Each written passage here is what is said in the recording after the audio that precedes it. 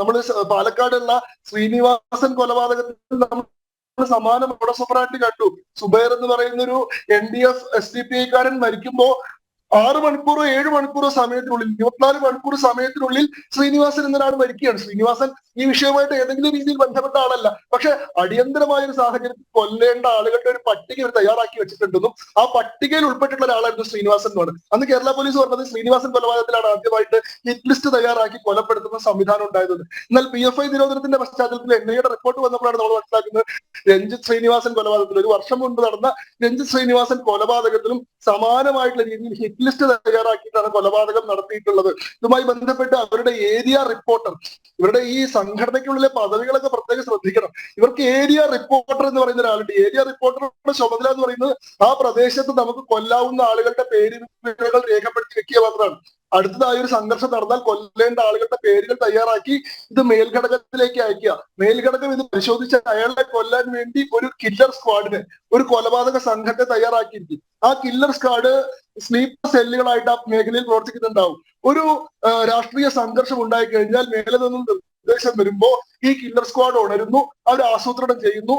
അങ്ങനെ 3ഓ 4ഓ കില്ലർ സ്ക്വാഡുകൾ ഉണ്ടാവും. ഇവരെല്ലാവരും ഇവരുടെ സ്റ്റാറ്റസ് റിപ്പോർട്ടുകൾ കൊടുക്കുന്നു. ആർക്കാണ് ഏറ്റവും എളുപ്പത്തിൽ കൊലപാതകം നടത്താൻ കഴിയുന്നത് അവർക്ക് കമാൻഡ് കൊടുക്കുന്നു, അവർ കൊലപാതകം നടത്തുന്നു. ഇങ്ങനെ ഒരു പഴുതടച്ച തീവ്രവാദ സംഘത്തിന്റെ പ്രവർത്തന ശൈലിയിലാണ് ഇവർ പ്രവർത്തിച്ചിരുന്നത്. ഇതിന്റെ ആദ്യത്തെ സംഭവമാണ് അഡ്വക്കേറ്റ് രഞ്ജിത്ത് ശ്രീനിവാസന്റെ കൊലപാതകം. ഒരുപക്ഷെ ഇന്ന് PFI നിരോധനത്തിന് കാരണമാകുന്നത് പോലും അഡ്വക്കേറ്റ് രഞ്ജിത്ത് ശ്രീനിവാസന്റെ രക്തസാക്ഷിത്വമാണ്. സ്വന്തം മരണത്തിലൂടെ ഈ രാജ്യത്തിന് മുഴുവൻ ഭീഷണി ഉയർത്തിയിരുന്ന ഒരു വിധ്വംസക സംഘത്തെ ഇല്ലാതാക്കാൻ കൂടി അദ്ദേഹത്തിന് സാധിച്ചിട്ടുണ്ട് എന്നത് ഈ അവസരത്തിൽ സ്മരണീയമാണ്. ആ കൊലപാതകം പോലും എത്ര മൃഗീയമായിട്ടാണെന്ന് ആലോചിക്കണം. രാവിലെ 4 മണിക്ക് നടക്കാൻ പോകാൻ വേണ്ടി, മോർണിംഗ് വാക്കിന് ഇറങ്ങാൻ വേണ്ടി തയ്യാറായി നിന്ന ആള്. അപ്പൊ അദ്ദേഹത്തിന്റെ ഈ പറയുന്ന ഡെയിലി ആക്ടിവിറ്റീസ് ഒക്കെ ഇവര് എന്താണ് സൂക്ഷ്മമായി പരിശോധിച്ച് മനസ്സിലാക്കിയിട്ടുണ്ട്. രാവിലെ 4 മണിക്ക് ഇദ്ദേഹം സ്ഥിരമായി നടക്കാൻ പോകുന്ന ആളാണ്. അപ്പൊ ആ സമയത്ത് വീടിന്റെ വാതിൽ തുറക്കും എന്നിവർക്കറിയാം. ഇവർ 4 മണിയോടുകൂടി അവിടെ എത്തി കാത്തു നിൽക്കുന്നു. വീടിന്റെ വാതിൽ തുറക്കുന്നു, ഇവർ തള്ളി തുറന്ന് അകത്ത് കയറുന്നു.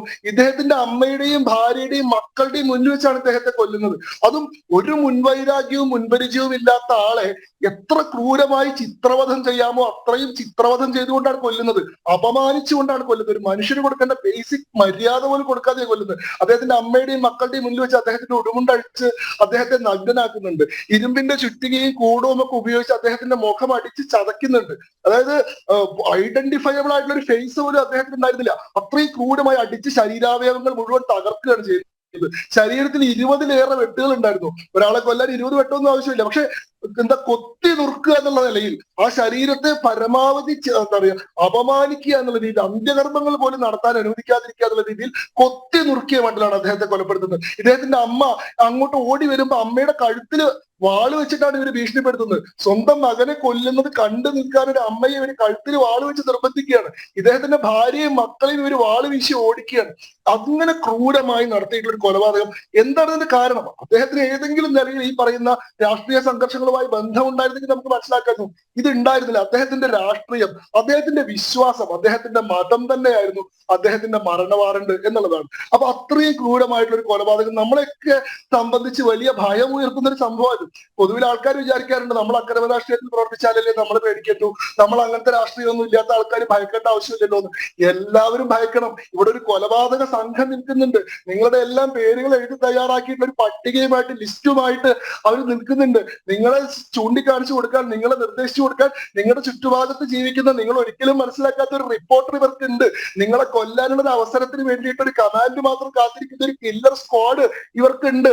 നിങ്ങളെ കൊന്നാൽ മതി, തൽക്കാലം തൂക്കം ഒപ്പിക്കാൻ ഒരു മൃതദേഹം മതി എന്ന് വരുന്ന അവസരം വരുമ്പോ നിങ്ങളുടെ നേരെയും വരും. നിങ്ങൾ ഒരിക്കലും ഒരു അക്രമത്തിൽ പ്രവർത്തിച്ചിട്ടില്ല, നിങ്ങൾ ഒരിക്കലും ഒരു സംഘടനത്തിൽ ബന്ധപ്പെട്ടിട്ടില്ല, നിങ്ങൾ ഏതെങ്കിലും നിലയിൽ ആരെയും ദ്രോഹിച്ചിട്ടില്ല, നിങ്ങൾ ശാന്തനാണ്, സാത്വികനാണ്, നിങ്ങൾ പരമസാധുവാണ് എന്നതൊന്നും നിങ്ങളുടെ ജീവൻ രക്ഷിക്കുന്ന കാരണമല്ല. നിങ്ങളുടെ സ്വത്വമാണ്, നിങ്ങളുടെ വിശ്വാസമാണ്, നിങ്ങളുടെ രാഷ്ട്രീയമാണ് നിങ്ങളുടെ മരണവാറണ്ട്. ഇത് നമ്മളെ ഓരോരുത്തരെയും ഓർമ്മപ്പെടുത്തിയ, നമ്മുടെ കണ്ണു തുറപ്പിച്ചൊരു അനുഭവമായിരുന്നു അഡ്വക്കേറ്റ് രഞ്ജിത്ത് ശ്രീനിവാസന്റെ കൊലപാതകം. ആ കൊലപാതകത്തിൽ അതിൽ ഉൾപ്പെട്ടിട്ടുള്ള മുഴുവൻ ആളുകളും ദയാർഹിക്കാത്ത കൊടും ക്രിമിനലുകളാണ്. അവർ കൊടും തീവ്രവാദികൾ തന്നെയാണ്. അവരെല്ലാവരും വധശിക്ഷയ്ക്ക് അർഹരാണ്. അവർ ഏതെങ്കിലും നിലയിൽ റിഫോം ചെയ്യാൻ, ഈ പറയുന്ന പ്രിസൺ സിസ്റ്റം കൊണ്ട്, ജയിൽ ശിക്ഷ കൊണ്ട് കുറെ കാലം കൊണ്ട് മനസ്സ് മാറ്റി നല്ല പൗരന്മാരാക്കി മടക്കി കൊണ്ടുവരാൻ കഴിയാത്ത വണ്ണം ഇറിവേഴ്സിബിളി അവർ ഡാമേജ്ഡ് ആണ്. മടക്കി കൊണ്ടുവരാൻ കഴിയാത്ത വണ്ണം അവരുടെ മനസ്സ് കലുഷിതമാണ്.